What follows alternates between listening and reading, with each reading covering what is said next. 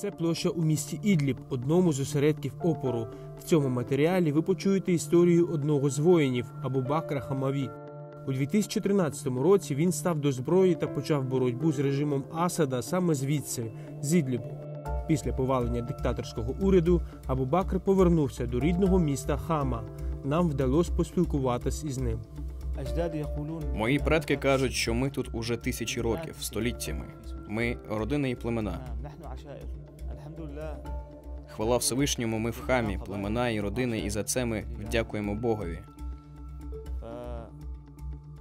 Раніше до визволення ми зазнавали переслідування від несправедливого репресивного режиму. Але пізніше, після визволення, ми повернулися переможцями, і зараз ситуація хороша, слава Богу, і ми вдячні за це. Нас утискали, ми вимагали свободи, і тому я вирішив боротися з режимом. Вони стріляли в нас, і я отримав поранення в ногу. Це сталося давно, ще на початку революції, я був ще молодий. Ми вимагали свободи, мені було 16 чи 17 років.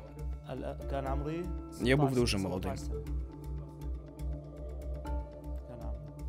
3 червня 2011 року у місті Хама відбулися масові демонстрації проти правління президента Сирії Башара Асада.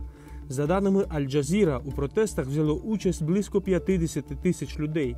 Силовики відкрили вогонь по протестувальниках, убивши та поранивши десятки людей. Ми вигукували «Народ хоче повалення режиму, свободу», а вони у відповідь стріляли. Я був поранений, багато хто отримав поранення або загинув. Це була п'ятниця дітей свободи.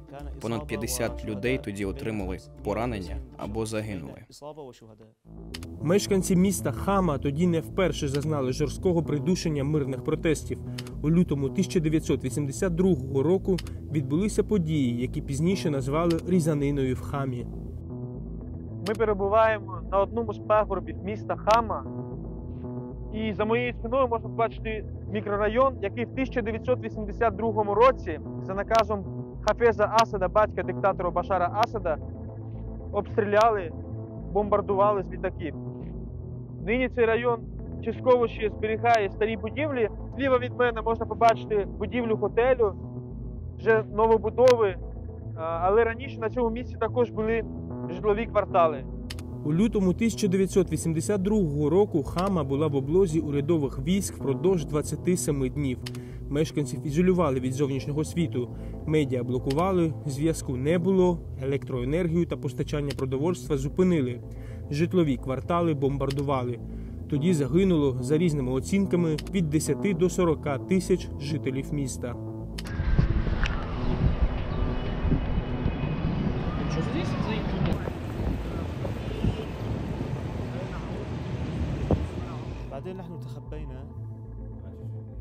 Ми вистояли. Деякий час нам довелось ховатися, бо не було зброї, не було чим оборонятись. Спочатку ми просто вигукували гасла, але через 5-6 місяців дістали зброю і вирушили до Ідлібу.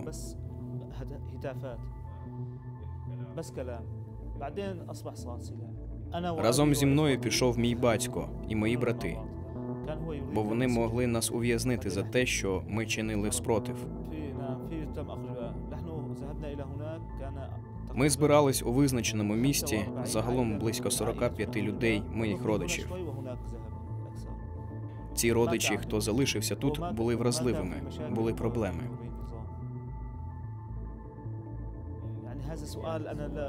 Це питання є болючим, і я не хочу про це говорити. Пізніше ми дізнались, що один з братів Абу Бакра залишався у місті і зазнав репресій від режиму Асада. Його ув'язнили та утримували у в'язниці Сиднаї. Зараз він живе разом з Абу Бакром, але говорити з нами про цей період життя відмовився.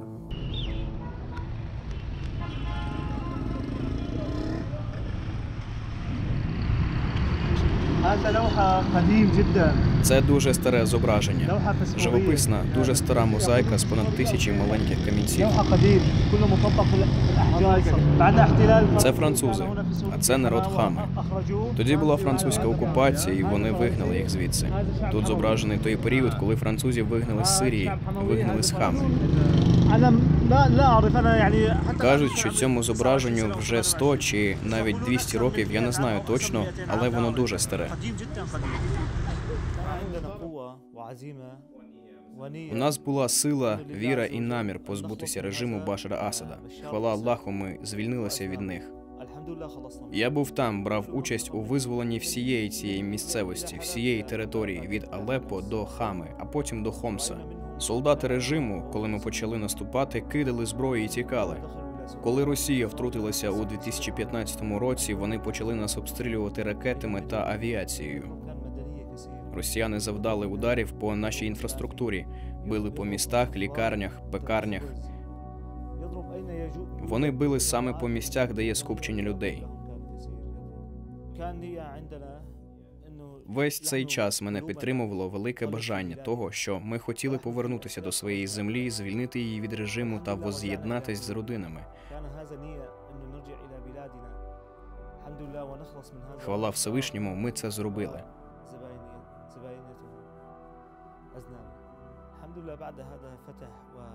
Зараз ми повернулися до своїх домівок, живемо разом всі брати, як це було раніше. Ми повернулися до життя, повернулися до нормального існування, хоча ситуація ще й не нормалізувалась остаточно.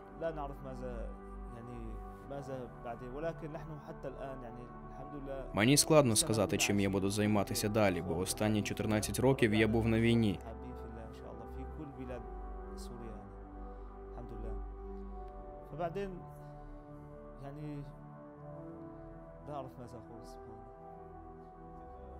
А визволення по Божій милості настало за 12 днів. На все воля Всевишнього.